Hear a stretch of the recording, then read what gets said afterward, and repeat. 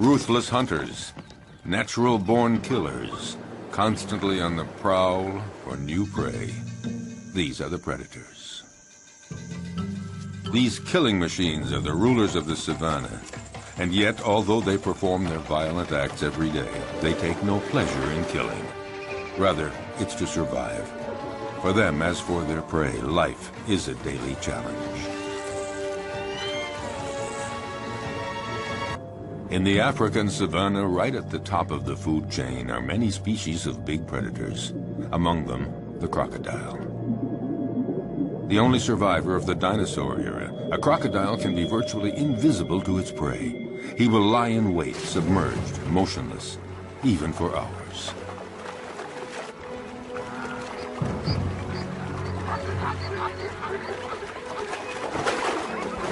Fearsome, discreet, wily, he is perfectly adapted to life in the water and has the sinister reputation as the most dangerous killer in Africa.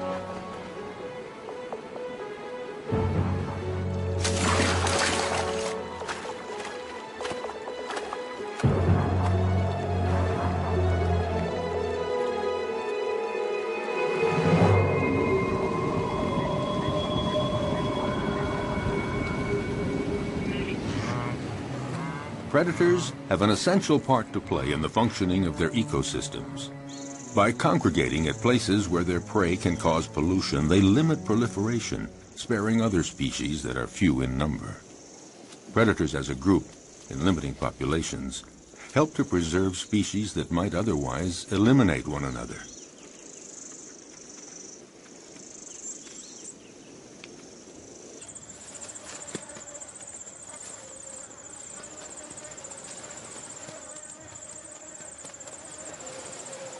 In the end, nature is well managed, because any given area always has just the number of predators it can handle, and no more.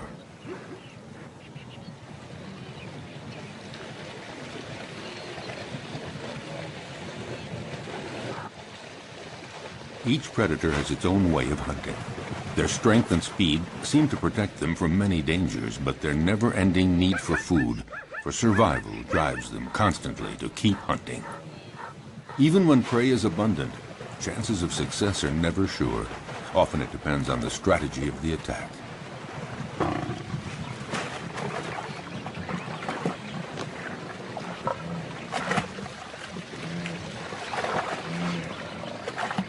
Seized at the throat, this gnu has no chance. The lioness's jaws have broken its spine.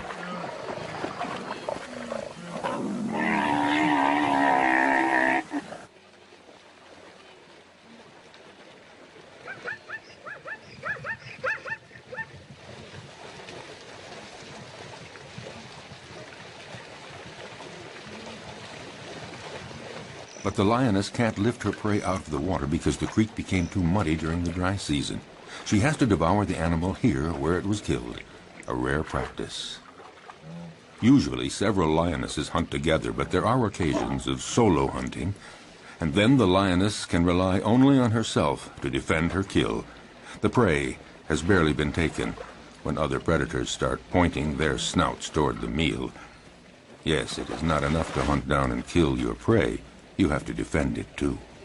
The fury of a lioness can be fatal for a hyena. The sudden appearance of a buffalo might improve the hyena's chances.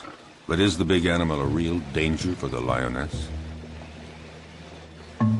The buffalo keeps approaching, trying to frighten the lioness away from her kill. The herbivorous avenger forces the lioness to flee up a tree. High up in the acacia tree, she keeps a needle-sharp watch on what is happening below. Finally, the buffalo lets the lioness come down, and the hyena sees his chance evaporating. In fact, the hyena gives up. The lioness could return to the dead prey at any moment to finish her meal. No, the hyena would rather try elsewhere, where a family of cheetahs is hunting in the area. At one point, the contest threatens to become fierce unless the hyena is content to be a little patient.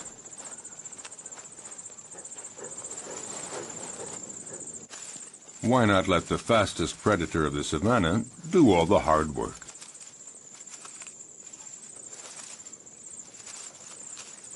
The female cheetah hunts alone because she can't count on her progeny. In this case, 3 teenagers. They're too young and too clumsy. Her hunting technique is simple. Just race to the prey as fast as possible and deliver a powerful swipe of the paw to throw the animal off balance. Once it's on the ground, the cheetah's powerful jaws sink teeth into the throat, and that's that.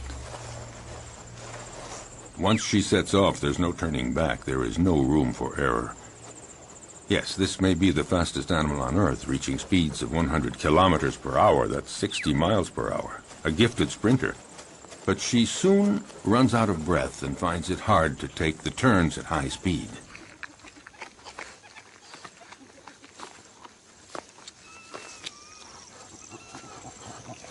She expends so much energy all at once that she needs a breathing space to recover. And these are precious minutes. Because the hyena is on the prowl, and he knows that this is the instant to try something if he's going to steal any of the meat. The young cheetahs waste no time in munching off the first bits. The cheetah senses danger. But what can she do? These kids are too clumsy to make any sort of organized resistance.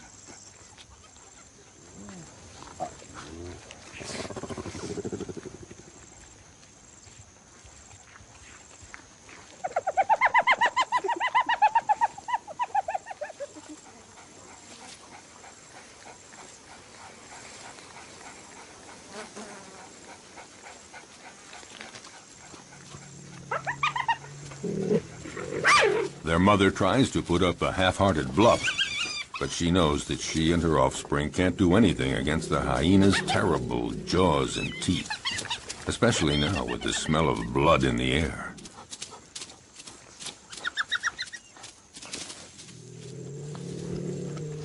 She doesn't even try to fight.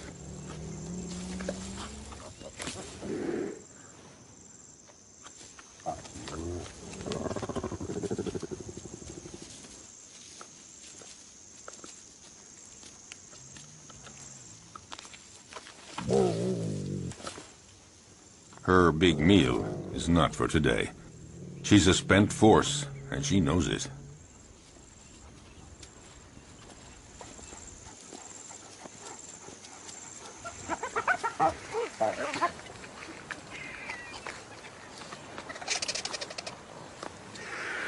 The scent of blood draws many scavengers.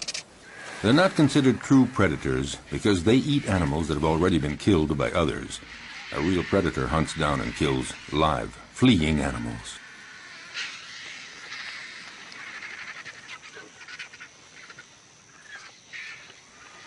As for the hyena, his patience has paid off, and he can eat to his heart's content. And that is apt to be a quarter of his weight, nearly 20 kilograms, 40 pounds of fresh meat. Of course, the vultures might invite themselves to take some of it.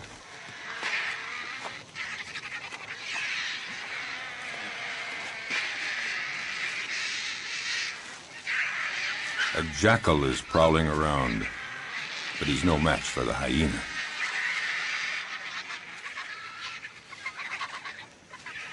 He, in turn, will find his meal someplace else, since the vultures don't seem to be in a sharing mood, not even to give a morsel. So he has to fall back on more modest prey.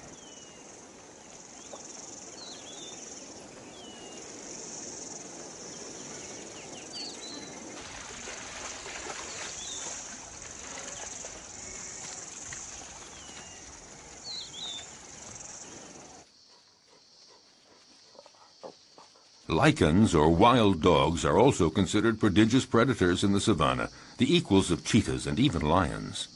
They're among the carnivorous animals that hunt during the day. To feed the family twice every day at sunup and sundown, they leave their lairs to hunt in packs. But they're not always successful, because they're often smaller than the animals they attack.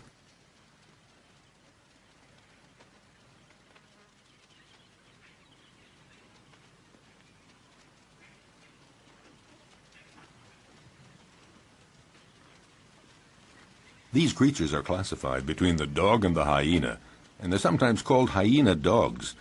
They drink very little, and their prey can be antelope, zebras, gazelles, and gnus. They're about the size of a big dog, but they're considered, perhaps, the most effective killing machine in the animal kingdom. They hunt in packs, like wolves. Alone, one could never take down a Thompson gazelle or a young gnu. So it's vital that they hunt in packs, and this requires a well-planned division of labor.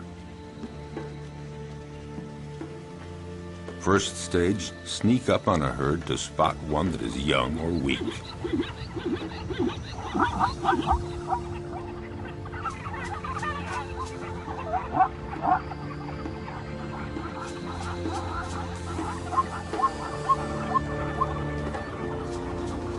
Next, chasing down in relays. They charge the herd to scatter it and isolate the victim. And when that one starts to flee, the wild dog at the head of the pack takes after it at speeds of 50 kilometers an hour, 30 miles per hour. Their strength is in their numbers. The chief directs the whole procedure, but actually getting the prey is seldom as easy as it first appears. They succeed in 2 out of 3 hunts. Zebras know how to defend themselves. Their hooves are hard horn, and they can use them effectively as powerful weapons against attacking predators.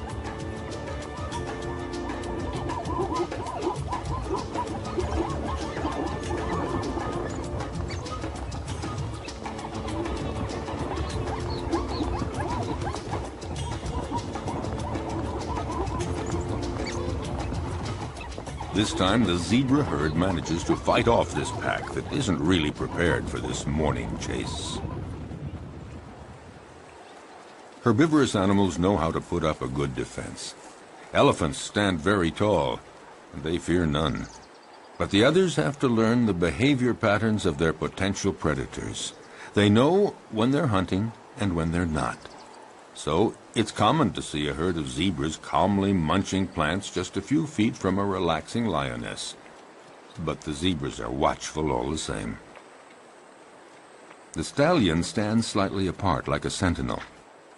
When he senses danger, he alerts the others with a whinny. Instantly, they all form a group and they flee together, with the stallion bringing up the rear, where he can nip the legs of the slow zebras to make them keep up with the others. But the greatest danger for all of them is crossing a river, because it's there that crocodiles lie in wait. If crocodiles are seen as the most frightening predators on the planet, it's because they're not only clever and strong, they have another weapon: their patience. They can go for months without eating, but after a fast like that, any prey passing within range of their massive jaws would have to be very lucky to escape. Armed with about 70 teeth, a thick body armor of scales, and powerful appendages that they can use to leap their full body length, their attacks are furious and frightening.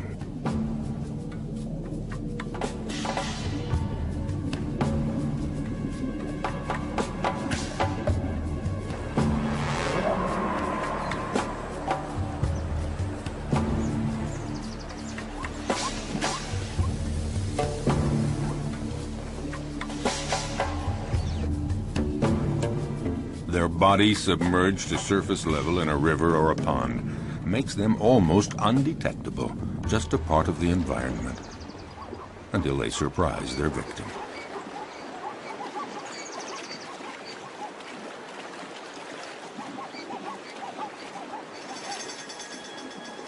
Buffalo, zebras, antelope, these are perfect prey.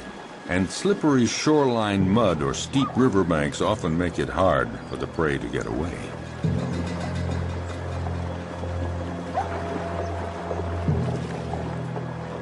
A female crocodile decides to go after a young zebra that has been separated from the main group in the middle of the flowing water.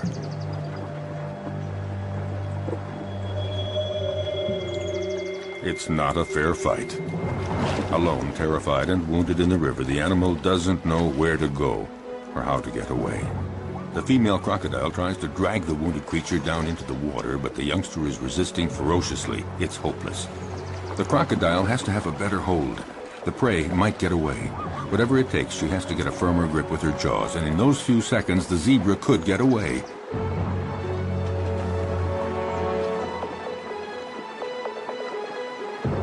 Suddenly, the vise is loosened, Instantly, the zebra takes advantage and breaks away, desperately climbing up the riverbank. Exhausted by the violent struggle to stay alive, the young zebra has to rest. But lions are always prowling along the river, seeking new prey. The young zebra's minutes are numbered because she is wounded. And in the savannah, a wounded animal is as good as dead.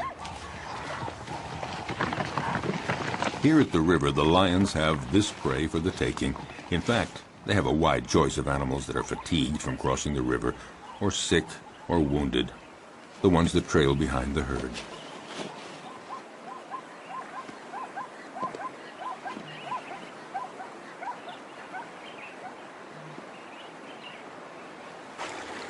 As for the crocodiles, they gather around the only crossing point for the animals. A zebra sounds an alarm to warn the others. But the crocodiles are well aware. They know all they have to do is lie in the water and wait. Sooner or later, the next grazing animals will give in to the strong temptation to cross. It might be Thompson gazelles, eager to find that greener grass on the other side. For them, crossing the river is a real adventure. They're too small to resist the current. They wait, hesitating to take the first step. But for all their fear and reticence, the lure of the wonders sure to be found on the other side becomes too strong.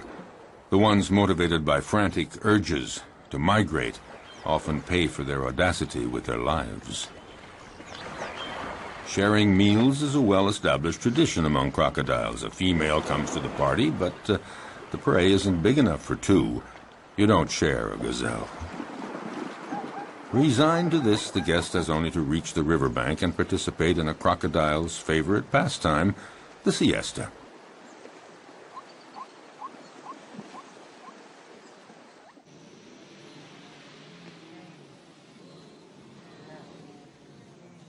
But during the mass migration across the Masimara Plains, danger comes not only from crossing the river, it lurks everywhere.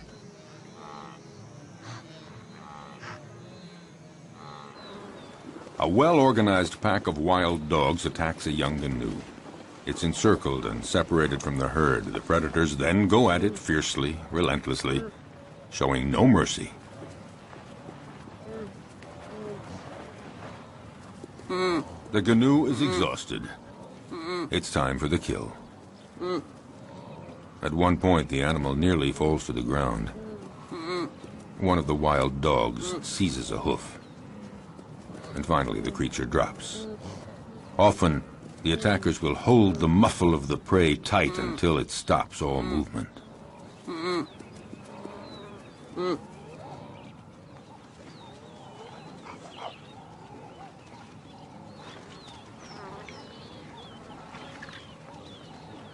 Now it just remains for the predators to share the meal. Back at the lair, a part of the meal will be regurgitated by the mothers to feed their young.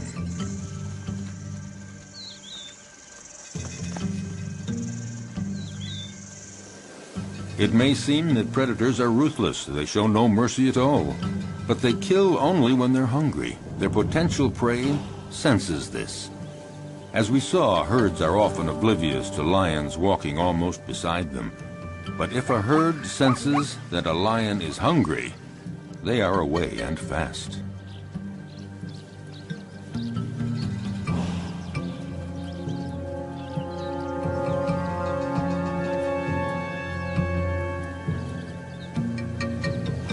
Yes, usually lions hunt in groups, or rather the lionesses hunt in groups. Males take no part in the hunting. They are content to feast on what the females bring in. What lions like most are gnus and zebras, the slower animals that are easier to run down, not the gazelles and antelope. Actually, hunting any animal is always difficult.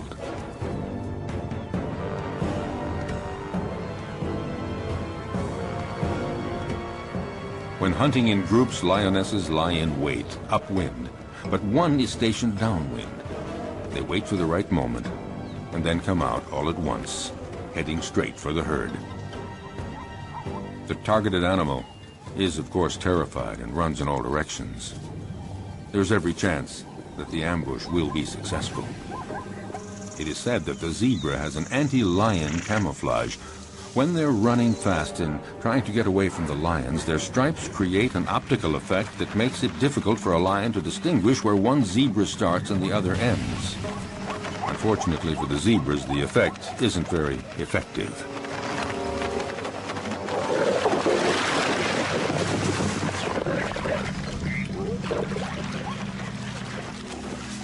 A lioness kills by strangulation, and it's a slow death. The victim tries to get breath. It might take 10 minutes before the animal dies. The success score for females that hunt alone is fairly low. It's about 17%, one kill in every 5 attempts. This makes the survival of the lion cubs fairly uncertain. It's not surprising that they prefer hunting in groups. Today, the lionesses and the cubs are eating as fast as they can before a male comes along to take his share.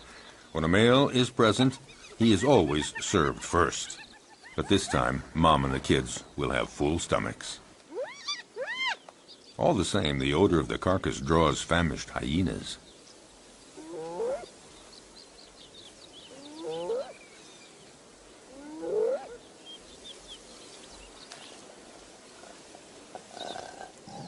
The banquet attracts envious neighbors. The hyena moves in closer, no doubt convinced that the moment has come to make his move. But the lionesses have no intention of letting him get away with it.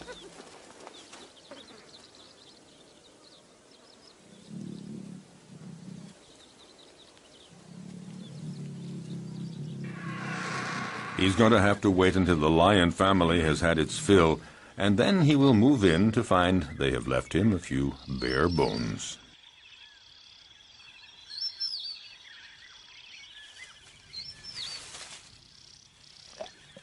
No, not much chance that the lions will leave much for the hyena.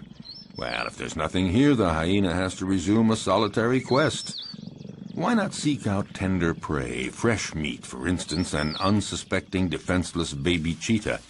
For out in the wild, hostile nature, the lives of the young, whether predator or prey, are often precarious.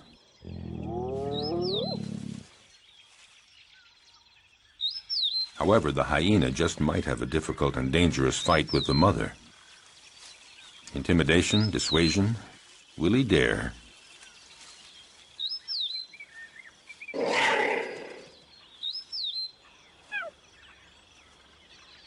No, the risk looks too great. The hyena goes on his way and keeps on the prowl for other prey.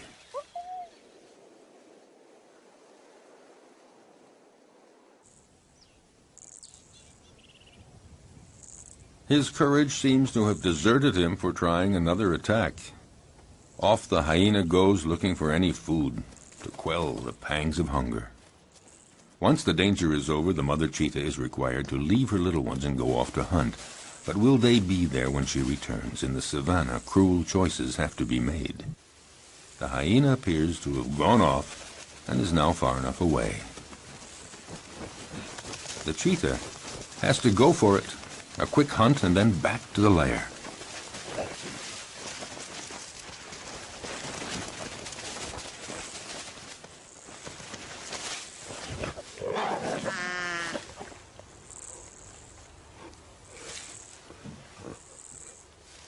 The hyena is watching all this. And a little too sure of itself approaches the cheetah, certain to come out the winner.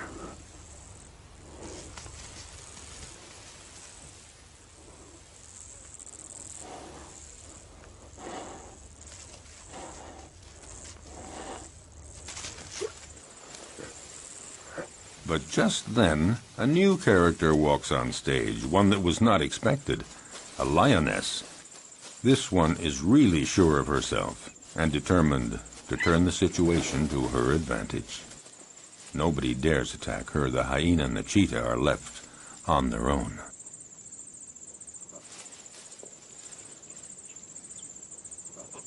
Indifferent, the lioness ignores them with the arrogance of a victor.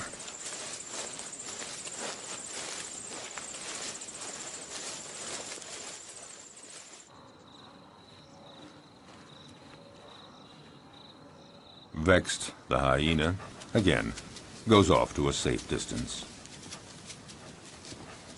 Out of breath, the cheetah isn't too sure that she'll have a meal today. She'd better just go back to her little ones, or maybe make one last attempt under the watchful gaze of the hyena, who more than ever is looking for his slightest chance. By now, other hyenas are present, curious to see how well the cheetah will do. With energy born of hopelessness, the cheetah begins a frantic chase in pursuit of a canoe, but she lacks conviction and is too soon out of breath.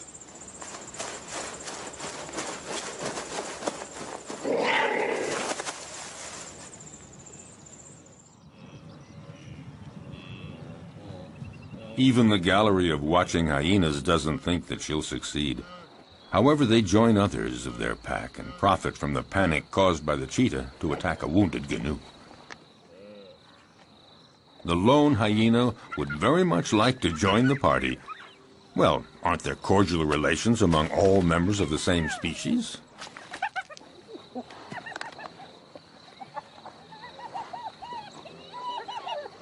No cordial relations at all.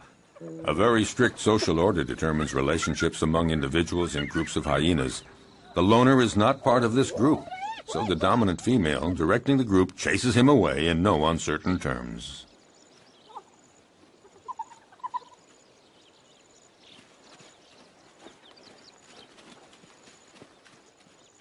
Nothing can be done, so it's best just to melt away into the distance.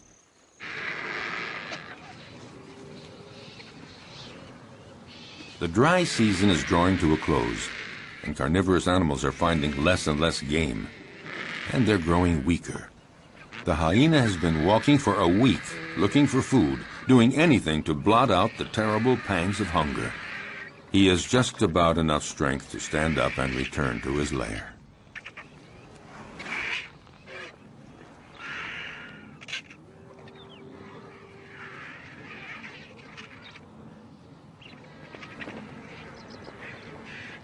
Oh, he knows the vultures are waiting for just one thing, for him to lie down and not get up. But hyenas belong to a species with incredible resistance. Gathering up all his strength, he sets off on his quest.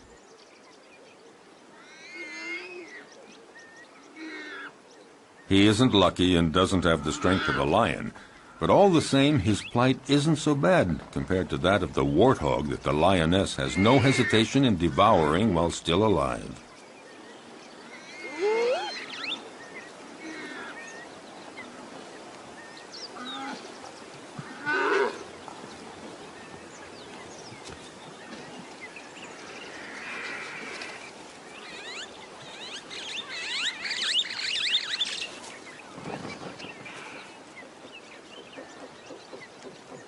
The hyena was right to wait around for a while. At last, there is a reward because the lioness leaves the warthog carcass after eating only the entrails. Finally, something to eat.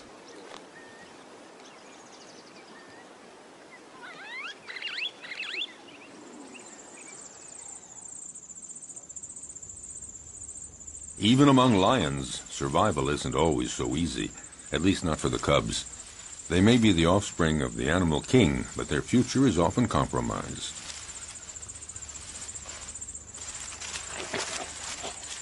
Power and strength characterize the lion, but the cubs are vulnerable, and danger lurks everywhere, even within their own group.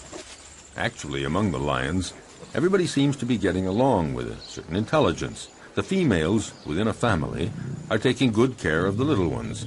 A female will submit to any sort of nuisance from the cubs, and will even take care of the ones that are not her own. So the females remain calm, but it's quite different with the males. They guarantee reproduction, and they protect the females and the cubs, but they can turn dangerous for the cubs.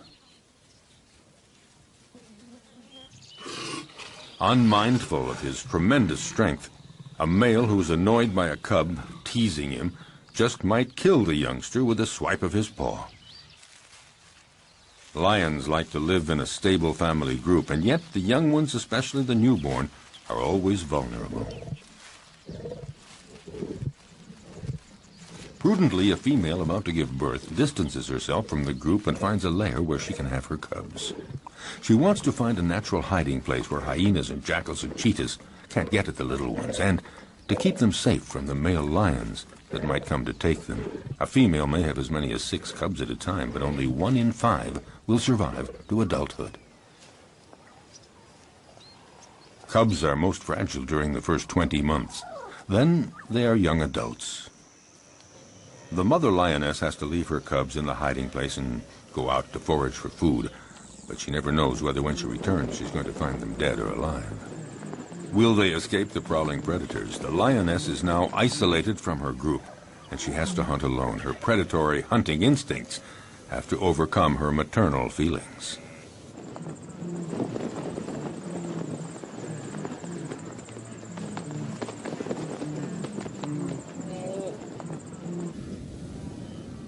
She must go off to hunt even though solitary male lions are prowling the area. They pose an enormous danger for the newborn cubs. If a male lion discovers them, he will probably kill them at once. Time is of the essence. The female must get back as quickly as possible.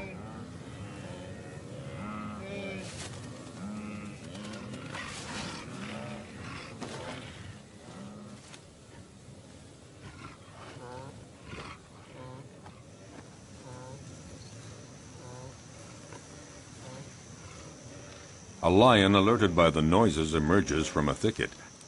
A male lion does very little in life. He sleeps and takes care of reproduction, protects the group, and eats to his fill whatever the lionesses bring in from the hunt. And usually he's first in line. The lioness is well advised to catch her breath quickly and start eating as much as she can to regain her strength before the male shows up.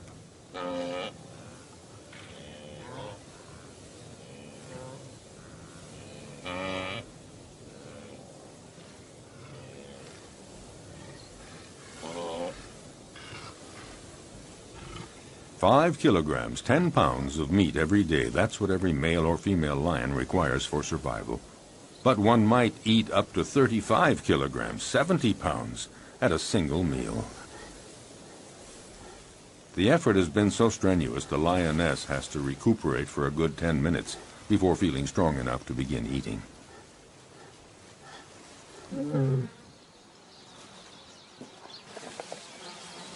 Drawn to the food, the male approaches the female.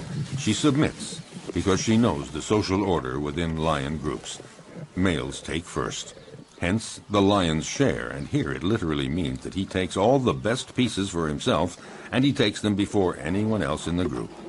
A male lion can be the most powerful predator of the savannah if he chooses.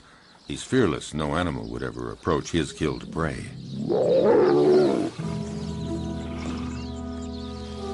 The lioness can only wait, resigned to the situation, and go off to her cubs.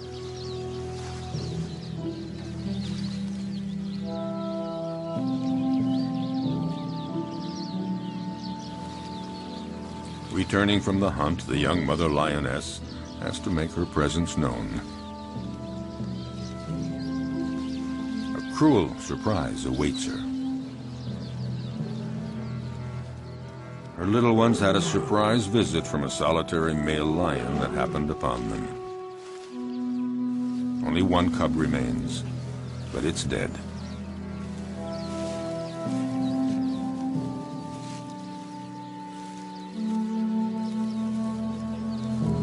She takes it and wanders through the savannah for a long time.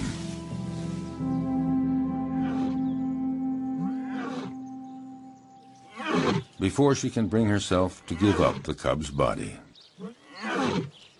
to the vultures.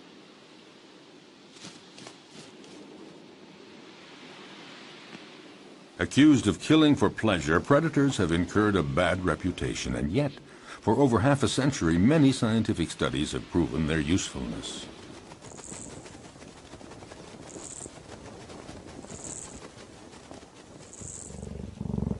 A number of predators are key species that enrich their region and determine the structure of animal communities. They maintain a good balance between various species. Attempting to suppress the predators to protect nature is a mistake, because any place without predators is not a stable environment. On the contrary, it's an artificial habitat made poorer and more fragile.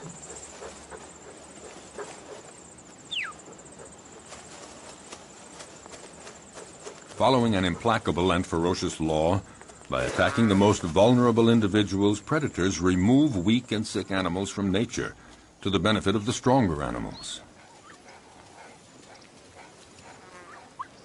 For all that, the life of a predator is not so simple.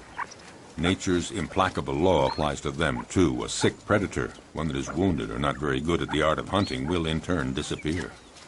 Learning to be a good hunter requires a long period of instruction.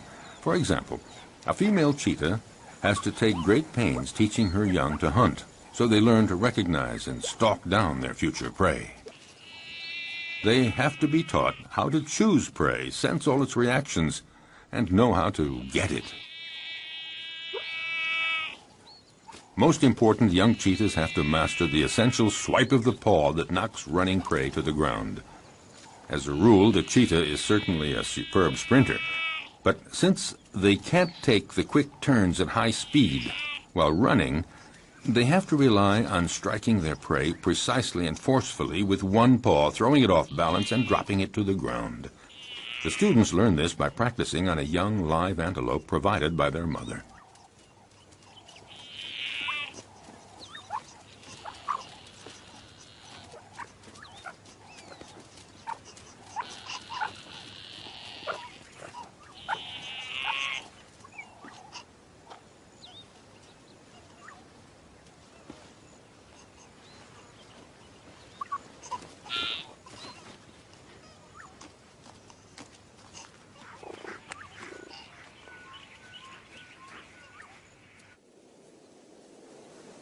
In the broadest sense, being a predator is feeding on other living creatures.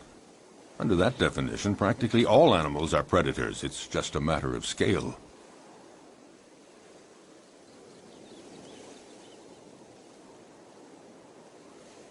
In the savannah, baboons are, for the most part, omnivorous. But sometimes they reveal themselves as accomplished predators. The males have no hesitation in attacking other mammals that they may encounter on their way.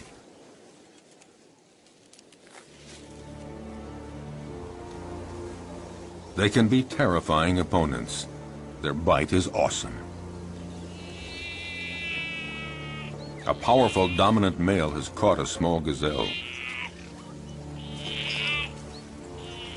He doesn't wait for the prey to die before devouring it, right in front of his underlings.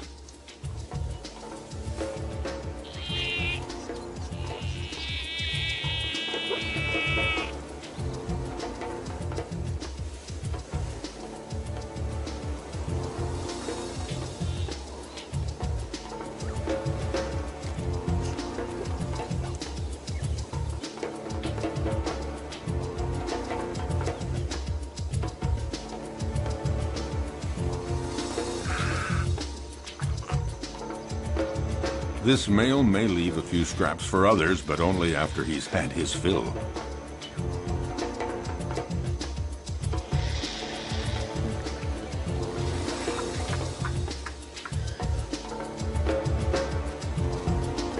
In the savannah, death is a part of everyday life.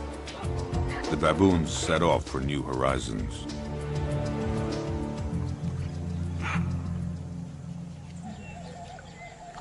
But predators are not limited to attacking weak herbivores. They devour other predators, and at every opportunity. Some animals are completely oblivious to the danger present along the riverbanks. Like young baboons, apparently, the smaller the predator, the more invulnerable they feel. Foolhardy or oblivious, the baboons have apparently decided to tempt the devil, and this particular devil is a crocodile.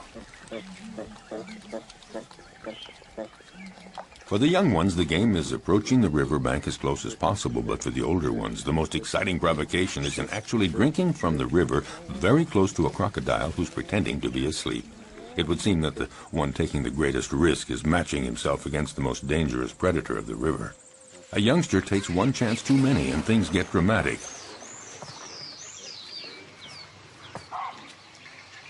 The alert is sounded, but it's too late. The entire group looks on helpless, seeing the young baboon in the jaws of the hungry crocodile.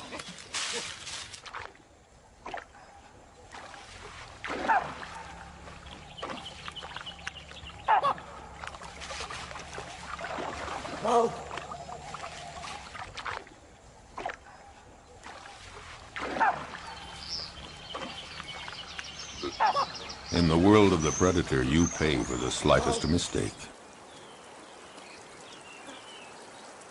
But along the river banks, the crocodiles don't always have it their way. Facing a hippopotamus, the law of the stronger and the bigger holds, and the hippos move right in to use their heavyweight position to provoke the crocodiles.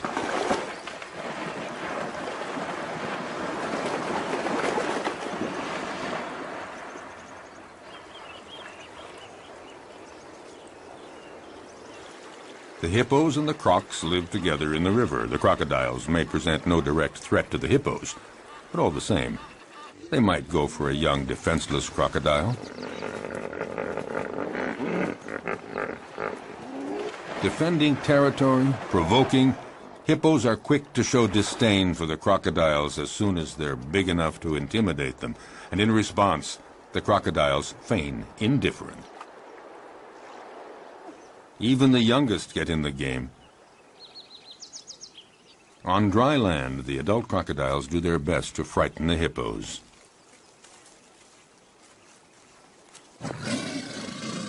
They multiply their efforts, but the massive creatures don't believe a word of it, so to speak.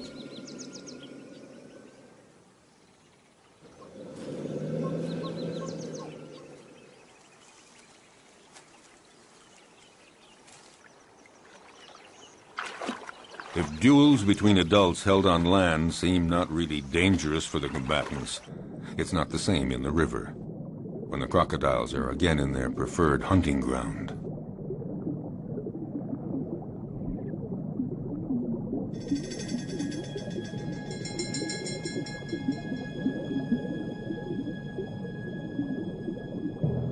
In the aquatic element, a crocodile is ruthless, facing a young hippo. Didn't realize how dangerous it is to get separated from the group.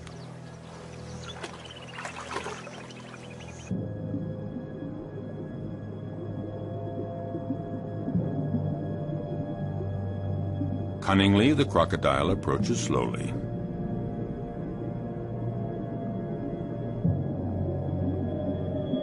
Very calmly, it pursues the prey, waiting for the right moment to strike.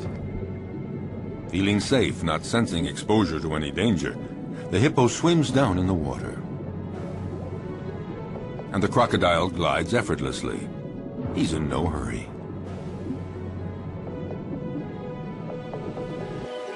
In this unequal pursuit, the two animals rise to the surface.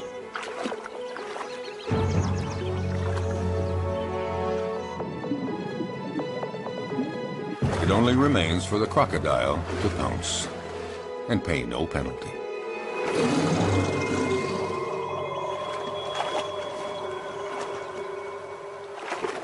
The only place to satisfy a thirst is in the river, and that's where every danger lurks. But nature isn't fair. Some risk everything, others face virtually no danger. Take the giraffe, gaining considerable protection from its great height. Still, it's in mortal danger drinking at the river, because it has to spread its legs, and in this uncomfortable position, the giraffe is highly vulnerable.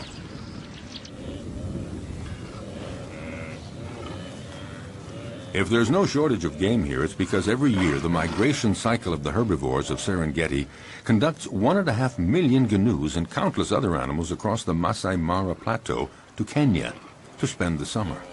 Waterholes and the whole environment provide predators with a happy hunting ground, and these meat-eaters take full advantage.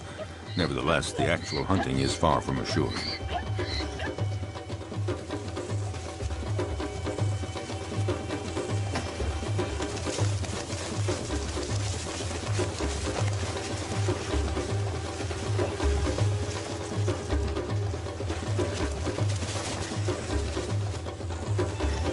As always, some succeed and others fail, but it's not because there's no game. Some prey defend themselves with enough energy to repulse the most ferocious attacks. With 4 against 1, the cheetahs seem to have achieved their goal.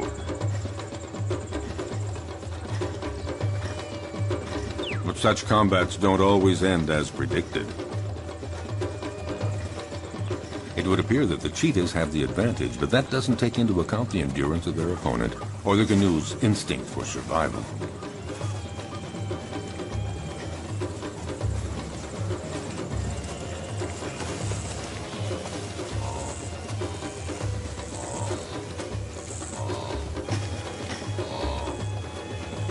Despite the ferocious attack he has endured, will the canoe's stubborn refusal to give in result in his eluding his attackers?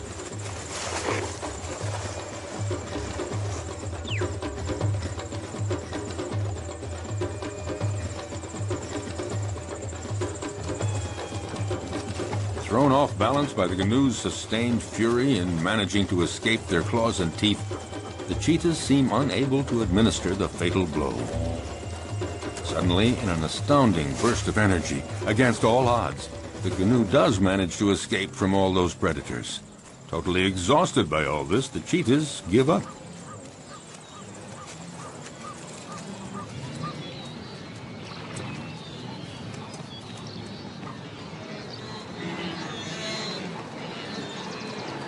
In this immense jumble of thousands of canoes and zebras and gazelles, as we have seen, the most fearful moments of their long migration trek come when they have to cross the river. But paradoxically, if it's their great number that attracts predators, it's also their massive numbers that provide their best defense against the feared crocodiles.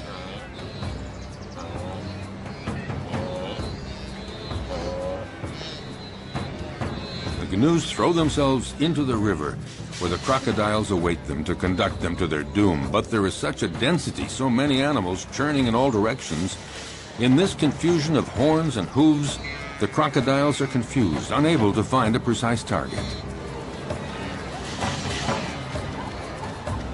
Some of them even stomp on crocodile heads in their frantic, panicky movements.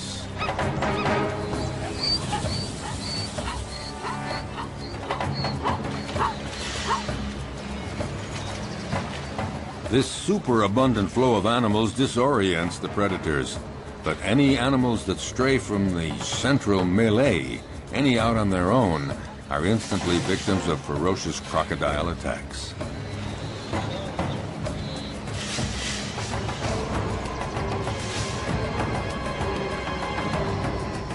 The prey is seized in a single leap, the victim rendered rigid by the pain of the bite, held firmly in those massive jaws, and the crocodile begins to devour the animal.